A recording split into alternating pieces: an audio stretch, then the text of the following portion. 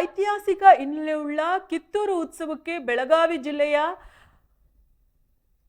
ಕಾಕತಿಯಲ್ಲಿ ಶುಕ್ರವಾರ ಅದ್ದೂರಿಯಾಗಿ ಚಾಲನೆ ನೀಡಲಾಯಿತು. ಇದು 3 ದಿನಗಳ ಹಿಂದೆ ನಡೆಯಲಿದೆ. ರಾಣಿ ಚೆನ್ನಮ್ಮನವರ ಸ್ಮರಣಾರ್ಥವಾಗಿ ಪ್ರತಿ ವರ್ಷವೂ ಆಚರಿಸಲಾಗುವ ಈ ಉತ್ಸವವು ಈ ಬಾರಿ ವಿಶೇಷ ಮೆರುಗು ನೀಡಿದೆ. ಉತ್ಸವದ ಅಂಗವಾಗಿ ವಿವಿಧ ಸಾಂಸ್ಕೃತಿಕ ಕಾರ್ಯಕ್ರಮಗಳು, ಸ್ಪರ್ಧೆಗಳು ಮತ್ತು ಜನಪದ ಕಲಾ ಪ್ರದರ್ಶನಗಳು ಜರುಗಲಿವೆ.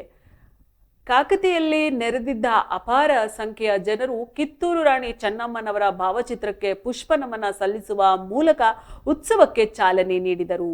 ಜಿಲ್ಲಾ ಉಸ್ತುವಾರಿ ಸಚಿವರಾದ ಸತೀಶ್ ಜಾರಕಿಹೊಳಿ ಅವರು ರಾಣಿ ಚೆನ್ನಮ್ಮನವರ ಪ್ರತಿಮೆಗೆ ಮಾಲಾರ್ಪಣೆ ಮಾಡಿ ಪೂಜೆ ಸಲ್ಲಿಸುವ ಮೂಲಕ ಕಾರ್ಯಕ್ರಮಕ್ಕೆ ಚಾಲನೆ ನೀಡಿದರು.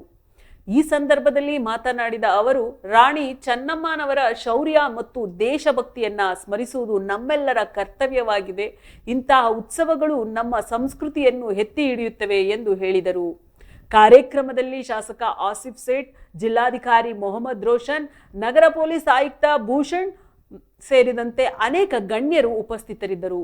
ಉತ್ಸವದ ಪ್ರಯುಕ್ತ ವಿವಿಧ ಕಲಾ ತಂಡಗಳು ನಡೆಸಿದ ಸಾಂಸ್ಕೃತಿಕ ಕಾರ್ಯಕ್ರಮಗಳು ಪ್ರೇಕ್ಷಕರ ಮನಸೂರೆಗೊಂಡವು. ಅಲ್ಲದೆ ಸ್ಥಳೀಯ ಕಲಾವಿದರು ಮತ್ತು ಬುಡಕಟ್ಟು ಜನಾಂಗದವರು ತಮ್ಮ ಸಾಂಪ್ರದಾಯಿಕ ನೃತ್ಯ ಮತ್ತು ಹಾಡುಗಳನ್ನು ಪ್ರಸ್ತುತಪಡಿಸಿದರು. ಕಾಕತಿಯಲ್ಲಿ ಕಾರ್ಯಕ್ರಮ ಮುಗಿದ ನಂತರ ಬೆಳಗಾವಿ ಜಿಲ್ಲೆಯ ಕಿತ್ತೂರಿನಲ್ಲಿ ಉತ್ಸವದ ಮುಖ್ಯ ಕಾರ್ಯಕ್ರಮಗಳು ಜರುಗಲಿವೆ. ಅಲ್ಲಿ ಸಚಿವರಾದ ಸತೀಶ್ ಜಾರಕಿಹೊಳಿ ಮತ್ತು ಲಕ್ಷ್ಮೀ ಹೆಬ್ಬಾಳ್ಕರ್ ಅವರು ಉತ್ಸವಕ್ಕೆ ಚಾಲನೆ ನೀಡಲಿದ್ದಾರೆ. ಉತ್ಸವದ ಪ್ರಯುಕ್ತ ವಿವಿಧ ಸ್ಪರ್ಧೆಗಳು ಮತ್ತು ಪ್ರದರ್ಶನಗಳನ್ನು ಆಯೋಜಿಸಲಾಗಿದೆ. ಇದು ಪ್ರವಾಸಿಗರನ್ನು ಮತ್ತು ಸ್ಥಳೀಯರನ್ನು ಆಕರ್ಷಿಸುವ ನಿರೀಕ್ಷೆ ಇದೆ.